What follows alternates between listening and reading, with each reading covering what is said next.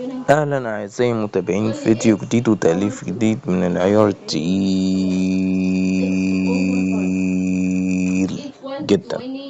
تأليف جديد من العيار التقيل جدا يا أعزائي المتابعين.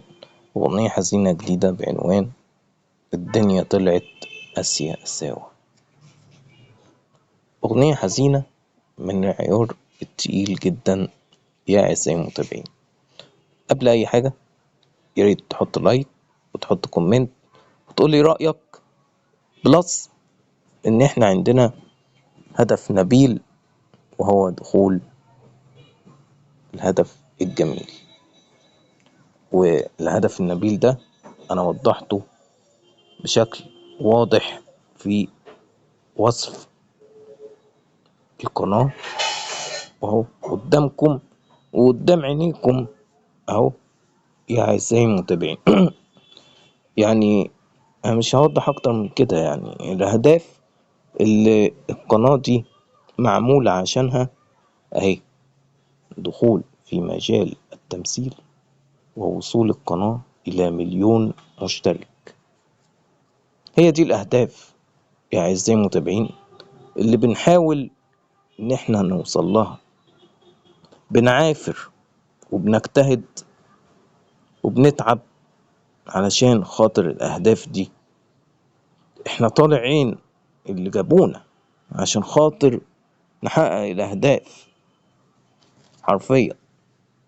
فيا أعزائي المتابعين ياريت تقدروا تعبنا ومجهوداتنا، علشان احنا بمعنى الكلمة تعبنا جدا. عام كامل من تاريخ إنشاء القناة، هذا العام الطويل العريض كان عام حافل بالتأليفات والإبداعات والإنجازات، سواء من قصص أو أغاني حزينة.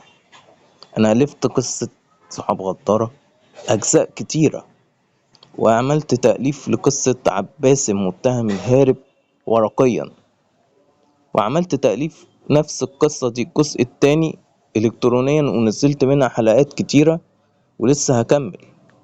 وقصة مستشفى مسكونة يعني في إقبال كبير من بعض المتابعين على القصة، وناس شكرتني على تأليف قصة الرعب بمستشفى مسكونة، إلى إنها يعني نوعا ما مبنية على الخيال ومبنية على حاجات خيالية يعني وكده. بس في ناس كتير قالت لي انت مؤلف رائع، انت افضل مؤلف في مصر. وانا فعلا افخم وافضل مؤلف في جمهورية مصر العربية. محدش في مجال التأليف عموما يقدر يتنافس مع ابداعاتي وتأليفاتي. حرفيا انا الافضل بلا منازع. طبعا يا اعزائي المتابعين اشوفكم في فيديو جديد. مع السلامة.